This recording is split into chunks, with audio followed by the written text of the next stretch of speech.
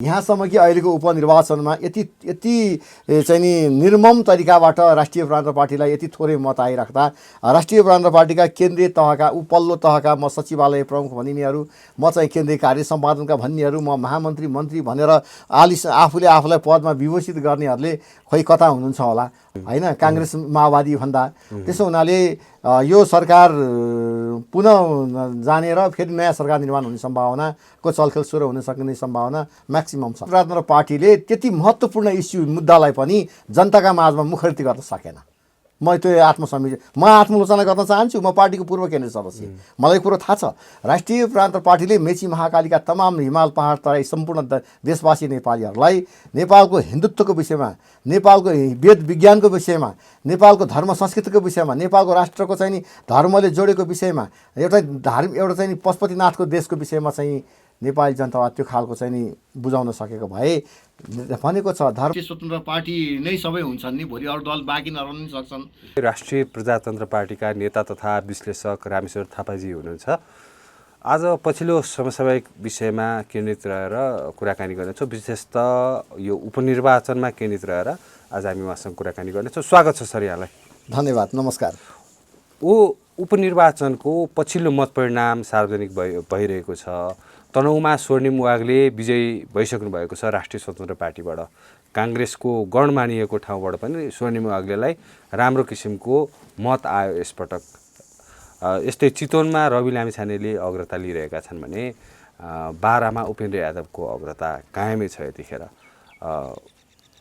विशेषतः काङ्ग्रेस एमालेका मतदाताहरूले यसपटक घन्टीलाई, राष्ट्रिय स्वतन्त्र पार्टीलाई रोजेको स्पष्टसँग देख्न सकिन्छ। र तपाईँहरूको पार्टीको कुराकानी गर्ने हो भने यसपटक कतै राष्ट्रिय प्रजातन्त्र पार्टीको अस्तित्वै समाप्त हुन लागेको त होइन भन्ने किसिमको जिज्ञासा पनि धेरैले राखेका छन्। भोट हेर्ने हो भने त्यो नगण्य मात्रामा 50 भोट 60 भोट प्राप्त गरिरहेका छन् राष्ट्रिय प्रजातन्त्र पार्टीका उम्मेदवारहरूले। पछिल्लो मत परिणामले के को सङ्केत गरेको? घन्टीतर्फको लहर जुन देखिएको छ, यो कस्तो किसिमको लहर हो? किन अहिलेका मतदाताहरूले चाहिँ पुराना पार्टीहरूलाई चाहिँ रोज्न छोडे, पुराना पार्टीहरूप्रति विश्वास गर्न छोडे, नयाँ पार्टीतर्फ जनताको आकर्षण के कारणले बढ्यो? तपाईँले कसरी हेर्नु भएको छ यो पछिल्लो मत परिणामलाई? प्रथमतः म तपाईँलाई धन्यवाद दिन चाहन्छु। आज निर्वाचन भएको आज दोस्रो दिनमा तपाईँ र म जोडिएका छौँ। निर्वाचनको परिणाम आउने क्रम जारी छ। जो निर्वाचित हुनुभएको छ स्वर्णिम वाग्लेजीलाई म धन्यवाद र बधाई र शुभकामना भन्न चाहन्छु। रवि लामिछानेको पनि अब त्यत्तिकै निर्वाचित हुने सम्भावना बढेर गएको छ र बहुमत मत ल्याएर जित्दै हुनुहुन्छ। उहाँलाई नै बधाई। पहिलेको भन्दा बढी ल्याउँदै हुनुहुन्छ, उहाँलाई पनि शुभकामना भन्न चाहन्छु। यो परिवर्तन हुनुको मुख्य कारण भनेको राष्ट्रिय स्वतन्त्र पार्टी आफैमा अत्यन्तै महत्त्वपूर्ण आइडियोलोजी बोकेको अथवा जनताको मन मस्तिष्कमा छाएको र जनताको लोकप्रिय पार्टी भएर भने चाहिँ होइन। यसको खास कारण भनेको चाहिँ अहिलेको गणतन्त्रवादीहरूले दिएको दुःखको कारण हो। यो दण्डहीनता, यो भ्रष्टाचार, यो अनियमितता र यो चाहिँ यो जुन खालको देशमा चाहिँ यो जुन सुशासन छैन, यसको चाहिँ नि प्रतिफल स्वरूप नेपाली जनताले दुःख पाएका हुनाले यो देशको चाहिँ सकसपूर्ण ढङ्गले यसको चाहिँ विकल्पमा कसलाई छान्ने त भन्दाखेरि अहिलेको चाहिँ राष्ट्रिय स्वतन्त्र पार्टीलाई नेपाली जनताले मतदान गरेका हुन्। स्वभावैले जनता जनार्दन हुन्। जनताले मतदान गरेको कुरालाई विश्वास सम्मान गर्नुपर्छ र यो ढङ्गले जनताको मत एकतर्फी रूपमा राष्ट्रिय स्वतन्त्र पार्टीमा गएको देखिन्छ। यो स्वाभाविक हो र यो अहिलेको यो परिणति पनि यसैको हो। जहाँसम्म तपाईँको राष्ट्रिय प्रजातन्त्र पार्टीको आफ्नो अस्तित्व नै सङ्कटमा छ नि, अस्तित्व सङ्कटमा देखियो नि भन्ने जुन गम्भीर प्रश्न छ, यो प्रश्नप्रति म आफैमा दुःखी छु र यसै पार्टीको लामो समयसम्मको एउटा अभियन्ता, एउटा एक्टिभिस्ट भएका नाताले मलाई यो विषय प्रसङ्गले अर्को अर्थमा नलिदिन, नबुझिदिन, मलाई हेरिरहनुभएका, मलाई सुनिरहनुभएका देशभरिका र विदेशमा समेत बसिरहेका राष्ट्रवादी साथीहरूलाई म आग्रह गर्न चाहन्छु, अनुरोध गर्न चाहन्छु। राष्ट्रिय प्रजातन्त्र पार्टी भनेको बिल्कुलै पृथक र सुस्पष्ट विचार बोकेको दल हो। यो चाहिँ सनातन हिन्दू सभ्यता संस्कृतिको लागि। अथवा यसरी बुझ्ने, तपाईँहरूले त राष्ट्र पुनर्स्थापना र हिन्दू राष्ट्र पुनर्स्थापना आफ्नो मूल्य एजेन्डा मान्नु भएको छ। ती मान्ने सङ्ख्या, ती एजेन्डालाई मन पराउने सङ्ख्या चाहिँ यही 50-60 को हाराहारीमा रहेछन् भनेर बुझ्ने। अब यो बुझ्दा अत्युक्ति होला। तपाईँले यो प्रश्न अत्यन्तै मर्मस्पर्शी छ। 94% ओमकार परिवार बसेको नेपाल देशका नेपाली मतदाताले को चाहिँ मत आइरहँदा 60-70 मत आइराख्नु भनेको यो निश्चय नै एउटा चाहिँ दुर्भाग्यको विषय हो। जहाँसम्म राष्ट्रिय प्रजातन्त्र पार्टीले आफ्नो नीति विचार सिद्धान्तलाई प्रधान रूपमा उठाएर जनताका माझमा राष्ट्रिय प्रजातन्त्र पार्टीले अहिले उपनिर्वाचनमा पनि हाम्रा मान्य संसद चाहिँ निर्वाचित गराउन सक्छ भन्ने खालको एउटा विश्वास नेपाली जनताको माझमा दिन नसक्नु, मिडियाबाजी गर्नु र जनतालाई विशेष गरी राष्ट्रिय प्रजातन्त्र पार्टीको हलो चिन्हमा मतदान गराउनका लागि राष्ट्रिय प्रजातन्त्र पार्टीको केन्द्रीय कमिटीबाट त्यो खालको भूमिका सोचे अनुरूप गर्न नसक्नुको पनि परिणाम चाहिँ हो। होइन, सामाजिक सञ्जालतिर त यस्तो पनि लेख्छ नि रामशरजी, ज्वाइँलाई समर्थन गर्यो राप्रपाले भन्छन् नि, के हो यो कुरो? अब ज्वाइँ पर्छ रवि लामिछाने राष्ट्रिय प्रजातन्त्र पार्टीको? होइन, पोलिटिक्समा ज्वाइँ ससुरा साला जेठान हुन्छ भन्ने कुरा त होइन। त्यसो भन्छ नि अहिले त सामाजिक सञ्जालभरि भन्ने गर्छन् नै, तर पोलिटिक्समा विशेष गरी चितवन र तनहुँमा चाहिँ राप्रपाले कमजोर उम्मेदवार पनि उठायो र प्रचार प्रसार पनि खासै गरेन भन्ने आरोप छ नि। हो, त्यो अब भन्ने कुरा हो, तर दलीय राजनीतिक व्यवस्थामा विचार प्रधान हुन्छ। विचार प्रधान भनेको राष्ट्रिय प्रजातन्त्र पार्टी अन्य दलसँग तुलना हुँदैन। यो गणतन्त्रवादी पार्टी होइन, यसले राष्ट्रपतीय प्रणाली स्वीकार गर्दैन, यसले राज संस्था नेपालमा पुनर्स्थापन गर्नुपर्छ भन्छ, संघीयता खारिज गर्नुपर्छ भन्छ र नेपालमा हिन्दू राष्ट्र नेपाल निर्माण गर्नुपर्छ भन्ने दलले त्यो दलको मुख्य विचार सिद्धान्तलाई स्थापित गर्ने भनेको चाहिँ नि त्यही ढङ्गले हलो चिन्हमा मतदान गराउनका लागि सबै खाले शक्ति कार्यान्वयन गर्नुपर्थ्यो। पार्टीको नीति विचार सिद्धान्तलाई प्रधान रूपमा चाहिँ उठाएर पार्टीले सबै खाले शक्ति अवलम्बन गर्नुपर्थ्यो। भलै यो हामीले महसुस गर्न पाएनौँ र पार्टीमा जति हाम्रा पार्टीका तनहुँ भनौँ अथवा यो चाहिँ नि चितवन भनौँ, कुनै पनि ठाउँमा हाम्रा उम्मेदवारहरूलाई त्यो खालको चाहिँ नि चुनावी सम्प्रेषण पनि त्यति कमजोर जस्तो देखियो र आशातीत मत आएको चाहिँ पाइएन। यो दुःखद कुरा हो। अब घन्टीको कुराकानी गरौँ न। घन्टीको यो किसिमको मत चितवनकै कुराकानी गर्ने हो भन्दा रवि लामिछानेले यसभन्दा अगाडि पाएको मतभन्दा बढी मत अहिलेसम्म हामीले कुराकानी गर्दासम्म 50,000 भन्दा बढी मत कटिसकेको अवस्था छ। बीचमा राष्ट्रिय स्वतन्त्र पार्टीलाई लिएर विभिन्न किसिमका विवादहरू पनि आए, विवादहरू कतिपय निकालिए पनि। पत्रकारसँगको कुरादेखि लिएर चाहिँ 12 भाइ भन्ने कुरा पनि निकै विवादित बन्यो त्यतिखेर, तर पनि जनताले विश्वास गरे नि, मत दिए नि राष्ट्रिय स्वतन्त्र पार्टीलाई। त्यसै त दिएनन् होला नि होइन, जनताले मत। मैले तपाईँको अत्यन्तै महत्त्वपूर्ण संसारका माध्यमबाट तपाईँसँग जोडिएर मलाई हेरिरहनुभएका सबै दाजुभाइ दिदीबहिनीलाई मैले सविनय निवेदन गरेँ त, काङ्ग्रेस कम्युनिस्ट र माओवादीले दिएको सकसलाई त्यसको औषधि के हो त? अब फेरि काङ्ग्रेस, फेरि माओवादी, फेरि एमालेलाई मतदान गर्नुभन्दा राष्ट्रिय स्वतन्त्र पार्टीको घन्टी चिन्हलाई मतदान गरेर यसको चाहिँ नि कम्तीमा पनि राहत महसुस गर्ने हो कि भनेर मतदान गरेको देखिन्छ। पुराना पार्टीहरू अब काम छैनन्, चाहे काङ्ग्रेस होस्, चाहे एमाले होस्, चाहे माओवादी होस्, चाहे राष्ट्रिय प्रजातन्त्र पार्टी होस्। अब नयाँ पार्टीलाई चाहिँ जनताले मत दिनुपर्छ, नयाँ पार्टीले केही गर्छ भनेर जनताले बुझेका हुन्। अब नयाँ पार्टीले भन्दा पनि पार्टीको त आफ्नो विचार, पार्टी भनेको त विचार हो, पार्टी भनेको त एउटा सिद्धान्त हो।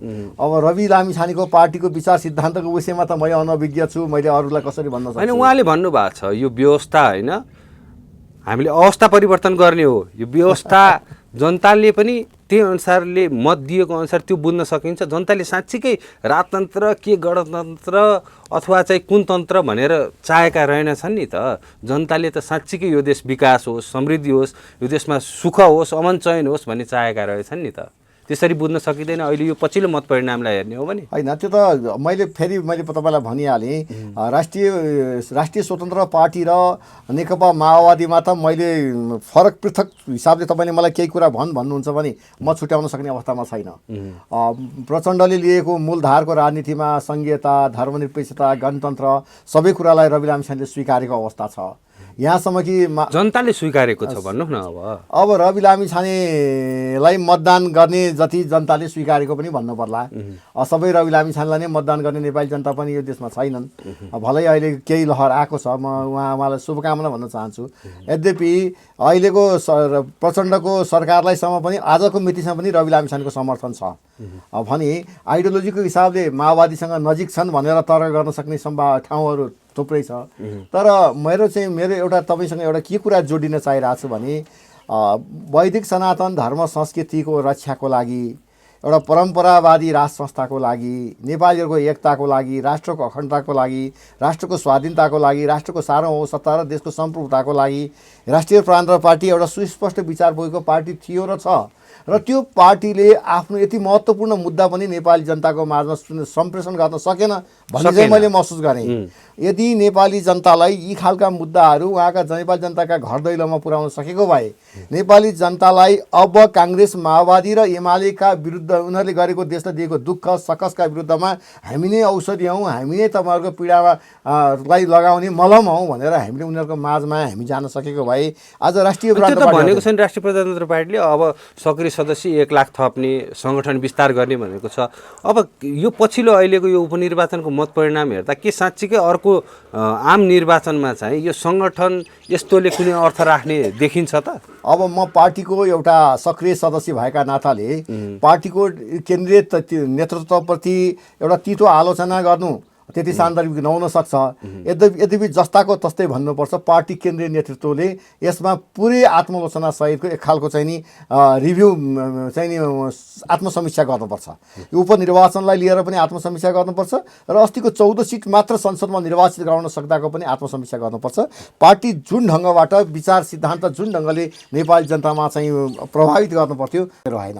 यहाँसम्म कि अहिलेको उपनिर्वाचनमा यति चाहिँ नि निर्मम तरिकाबाट राष्ट्रिय प्रजातन्त्र पार्टीलाई यति थोरै मत आइराख्दा राष्ट्रिय प्रजातन्त्र पार्टीका केन्द्रीय तहका उपल्लो तहका म सचिवालय प्रमुख भनिनेहरू, म चाहिँ केन्द्रीय कार्य सम्पादनका भन्नेहरू, म महामन्त्री मन्त्री भनेर आफूले आफूलाई पदमा विभूषित गर्नेहरूले खोइ कता हुनुहुन्छ होला। उहाँहरूले चाहिँ नि पक्कै पनि अब असहज अब महसुस गर्दै तुरुन्तै आत्मसमीक्षा गरेर यस विषयमा चाहिँ उहाँहरूले तुरुन्तै चाहिँ नि बैठक राखेर चाहिँ समीक्षा गरेर जानुपर्ने चाहिँ देखिन्छ।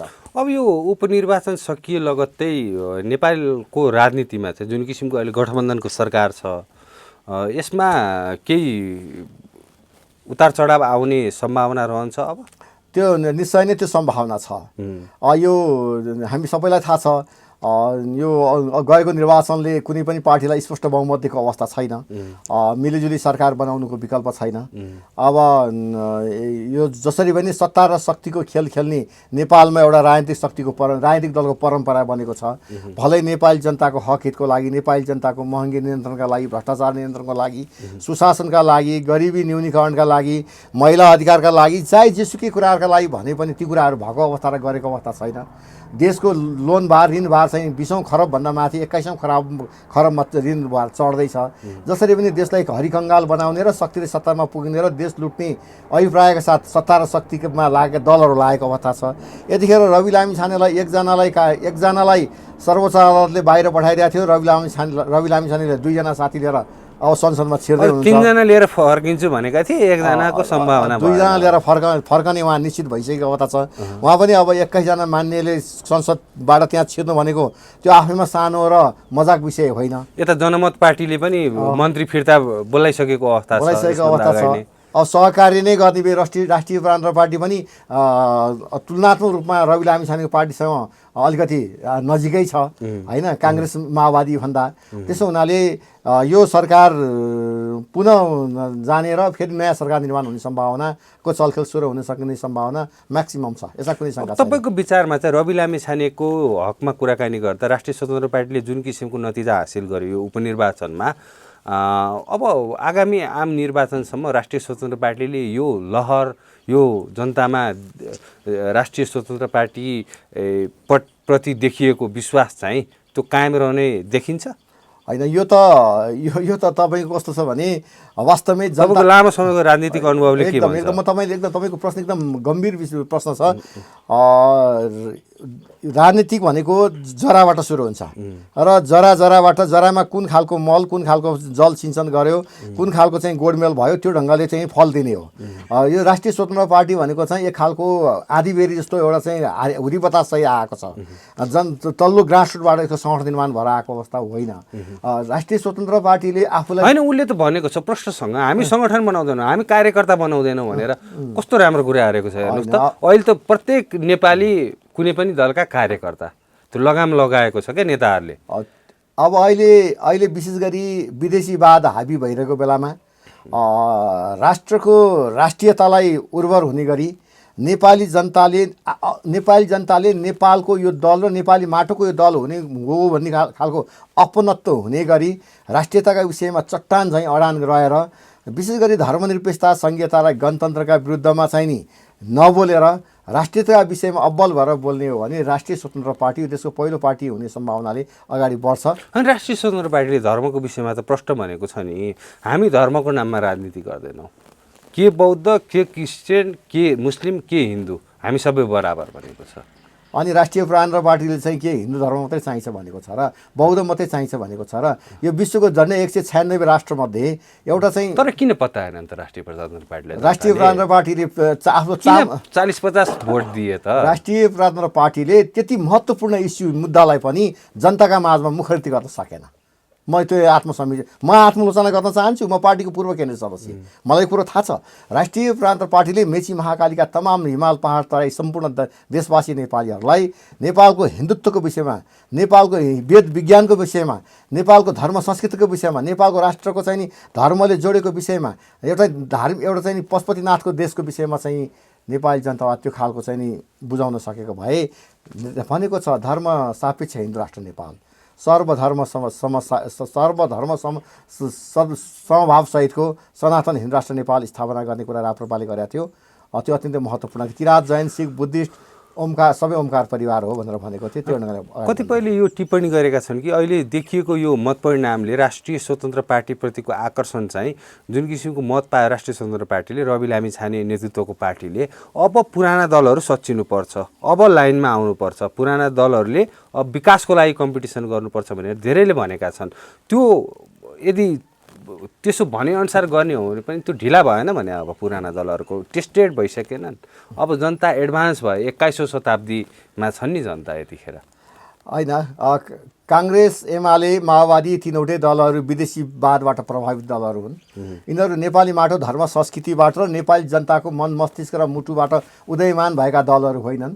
कोही उत्तरबाट कोही दक्षिणबाट सञ्चालित दलहरू हुन्। नेपाली देशका सम्पूर्ण नेपाली जनतालाई थाहा हुँदाहुँदै पनि विदेशमा एउटा ट्रायलको रूपमा निकै लामो समय यिनीहरूलाई अवसर दिएकै हो। राष्ट्रिय प्रजातन्त्र पार्टी मात्रै त्यो एउटा दल हो जो यसपटकको यो उपनिर्वाचनको मत परिणामले चाहिँ साँच्चीकै अब पुराना दलहरू काङ्ग्रेस एमाले माओवादी राप्रपा लगायतका दलहरूलाई चाहिँ अब सच्चिने मौका यही बेला हो भनेर कतिपयले टिप्पणी पनि गरेका छन् होइन। कि साँच्चीकै अब त्यसरी यी राजनीतिक दलहरू सच्चिएर आउने हो भने पनि जनताले विश्वास गर्ने वातावरण रहन्छ र अहिले देखिएको क्रेज अनुसार कुराकानी गर्दा तपाईँले कसरी हेर्नु भएको छ? अब तपाईँको अत्यन्तै महत्त्वपूर्ण प्रश्न छ। विशेष गरी काङ्ग्रेस एमाले माओवादी भनेका उत्तर दक्षिणबाट प्रभावित र विदेशीवादको र विदेशी नीति विचार सिद्धान्त नेपालीको इच्छा विपरीत चाहिँ लादिएका दलहरू हुन्। भलै नेपालमा निकै समय यिनीहरूले ट्रायलको रूपमा देशमा शासन सञ्चालन पनि गरे, नेपाली जनताको माझबाट यिनीहरू निर्वाचित पनि भए, सरकार पनि सञ्चालन गरे। तर यसबाट देश सुशासित भएन। देश चाहिँ नि एकदमै महँगी र चाहिँ भ्रष्टाचारको दलदलमा फस्यो र विदेशी लोन भारमा देश फस्यो भन्ने खालको देश निष्कर्षमा पुगेको अवस्था छ। त्यति मात्रै होइन, देश दण्डहीनतामा डुब्यो र देशले सुशासन पाएन भन्ने कुराले यो खालको सकसपूर्ण ढङ्गबाट उन्मुक्ति कस्तै देला त भनेर जनताले खोजिरहेको बेलामा यो राष्ट्रिय स्वतन्त्र पार्टीप्रति नेपाली जनताले मतदान गरेको अवस्था रह्यो।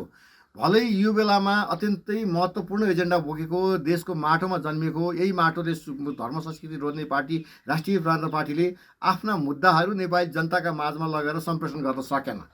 त्यसको फलस्वरूप राष्ट्रिय प्रजातन्त्र पार्टीले आफूले सोचे अनुरूप मत प्राप्त पनि गर्न सकेन। यो अत्यन्तै दुर्भाग्य र विडम्बनापूर्ण छ र तुलनात्मक रूपमा राष्ट्रिय प्रजातन्त्र पार्टी अन्य गणतन्त्रवादीसँग तुलना हुँदैन र यसको लागि राष्ट्रिय प्रजातन्त्र पार्टीले अब केन्द्रदेखि तल्लो तहसम्म आत्मसमीक्षा गर्दै सङ्गठन निर्माणको लागि अगाडि बढ्दै त्यो सङ्गठन निर्माणले काम गर्ला र अबका निर्वाचनहरूमा अब मुख्य गरी पार्टी जस्तो देखियो नि, तनहुँमा देखियो सङ्गठन काङ्ग्रेसको गढ भनिएको ठाउँमा चाहिँ स्वर्णिम मोहाग्देलाई त्यति धेरै मत आयो, चितवनमा पनि त्यही किसिमको अवस्था देखियो। अब पनि सङ्गठनले काम गर्छ भन्ने मानसिकता राजनीतिक दलहरूले राखेर अगाडि बढ्नु लाभदायक होला राजनीतिक दल पुराना राजनीतिक दलका लागि? होइन, दलको जनताले धेरै आशा अपेक्षा गरेका छन्, धेरै आशा अपेक्षा धेरै बढेर गइसक्यो। होइन, सङ्गठन चाहिँ प्रमुख कुरा नै हो। सङ्गठनले नै पार्टीलाई बलियो बनाउने हो। यसमा कुनै शङ्का छैन। तर मुख्य गरी दल भनेको विचार हो। म पुनः दोहोऱ्याउँछु, बेलायत जस्ता देशहरू, यी प्रजातान्त्रिक अभ्यास, पुराना प्रजातान्त्रिक अभ्यास गर्ने देशहरूमा पनि राजनीतिक दलका सक्रिय कार्यकर्ता भनेको त 1 लाख हाराहारीमा मात्रै हुँदो रहेछन् के। नेपालमा त हेर्नुहोस् त कति धेरै छन्। नेपालमा बेरोजगार धेरै छन्, सबै पार्टीका कार्यकर्ता भए, स्वतन्त्र नागरिक कम भए। यो अवस्था निश्चय नै छ। तपाईँले भनेको कुरालाई म एकदम स्वीकार गर्छु। यद्यपि आज रवि लामिछाने अथवा स्वर्णिम विभागले भन्ने व्यक्तिले कतिले कहाँ संसद जिते भन्ने मात्रै महत्त्वपूर्ण कुरा होइन।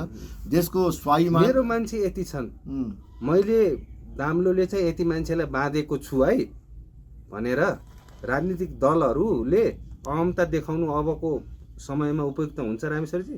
त्यो ठिक छ। पार्टीको विचार सिद्धान्त चाहिँ नि बाट जनमत लिने हो। त्यो हिसाबले संसद निर्वाचित गराउने हो। निर्वाचित संसदको बहुमत प्राप्त सरकारले त्यो देशमा चाहिँ कार्यान्वयन गर्ने हो। राज्य व्यवस्था, संसदीय राज्य व्यवस्थाको चाहिँ प्रकृति चाहिँ यो हो। तर अब अहिले पछिल्लो समयमा विचार सिद्धान्त सब गोलीमार। अब यो चाहिँ नि दिएका पुराना नेताहरूले दुःख दिए, पुराना दलहरू बैठक भए, नयाँ आएको नेता हाई हाई भन्ने ढङ्गले मतदान गरेको देखियो। भलै अहिले आएको राष्ट्रिय स्वतन्त्र पार्टीले पनि त्यो ढङ्गले चाहिँ नि नेपाली जनतालाई चाहिँ नि त्यो खालको सुशासित दियो, त्यो खालको दण्डहीनताको अन्त्य गर्यो, त्यो खालको भ्रष्टाचारको अन्त्य गरिदियो, नेपालको एउटा चाहिँ राष्ट्रिय अन्तर्राष्ट्रिय परिस्थितिमा नेपाल देशको इज्जत बढाउने कामहरू गर्यो भने त राष्ट्रिय स्वतन्त्र पार्टी नै सबै हुन्छन् नि। भोलि अरू दल बाँकी नरहन सक्छन्, मैले अघि पनि भने। तर प्रमुख कुरा चाहिँ के हो भने प्राविधिक हिसाबले सरकारमा जाने, निर्वाचित हुने अथवा चाहिँ देशको राज्य सञ्चालन गर्ने अथवा धन सम्पत्ति कमाउने मात्रै राजनीति देखिएको अवस्था छ। तर राजनीति त्यो मात्रै होइन। राजनीति भनेको चाहिँ नि राष्ट्रिय अन्तर्राष्ट्रिय तहमा देशको क्रेज बढाउने, देशमा नेपाली जनतालाई सुशासित गराउने, राज्यको सरकारको अभिभावकको अनुभूति गराउने, दण्डहीनताको अन्त्य गर्ने, भ्रष्टाचारको अन्त्य गर्ने, देशलाई कङ्गाल हुनबाट जोगाउने, यस्ता धेरै कुराहरू पनि त होला नि। अब मुख्य गरी देशको मुख्य गरी चाहिँ के हो त महत्त्वपूर्ण कुरा, म फेरि पनि भन्छु, एउटै मात्र हिन्दू राष्ट्र नेपाल। यो हिन्दू राष्ट्र नेपालको चाहिँ यो चाहिँ धर्ममा डढेलो लागेको छ। इसाईकरण गराउनको लागि पश्चिमा शक्तिहरू एकदमै व्यापक रूपमा लागेको देखिन्छ। पश्चिमा शक्तिहरूको युरोपियन युनियनको पैसा नेपालमा थुप्रै खर्च गरेर हिन्दूहरूलाई कमजोर गराउनको लागि अनेक खेला भएको अवस्था छ। भलै यो उपनिर्वाचनमा पनि भएको कुराहरू हामीलाई सूचना प्राप्त छ। त्यसो हुनाले धेरै अब यस्ता कुराहरूबाट जोगिनलाई नेपाललाई हिन्दू राष्ट्र नेपाल बनाउनलाई, यसलाई धर्म सापेक्ष हिन्दू राष्ट्र बनाउनलाई पनि त्यो खालको भूमिका राष्ट्रिय स्वतन्त्र पार्टीको पनि भयो भने, अथवा त्यही ढङ्गले अगाडि बढ्यो भने राष्ट्रिय स्वतन्त्र पार्टीको पनि अघि तपाईँ सोधेको प्रश्नको अब भविष्य देखिन्छ। होइन भने विकल्पमा राष्ट्रिय प्रजातन्त्र पार्टी मात्रै छ। तर राष्ट्रिय प्रजातन्त्र पार्टीले त्यो विचार सिद्धान्तलाई जनताका माझमा लगेर त्यो कार्यान्वयन गर्नलाई त्यो खालको भूमिका निर्वाह गर्न नसकेको कारणले नै राष्ट्रिय प्रजातन्त्र पार्टी कमजोर भएको हो भन्ने चाहिँ मेरो ठहर हो। हस्, यहाँलाई यो महत्त्वपूर्ण समयको लागि र संवादको लागि धेरै धेरै तपाईँलाई विशेष गरी धन्यवाद दिन चाहन्छु। तपाईँ पत्रकार साथीहरूको पनि यो देशलाई अगाडि बढाउनको लागि, देशलाई सुशासित बनाउनलाई तपाईँहरूले खेल्नुभएको भूमिकाप्रति म हृदयदेखि नै धन्यवाद दिन चाहन्छु।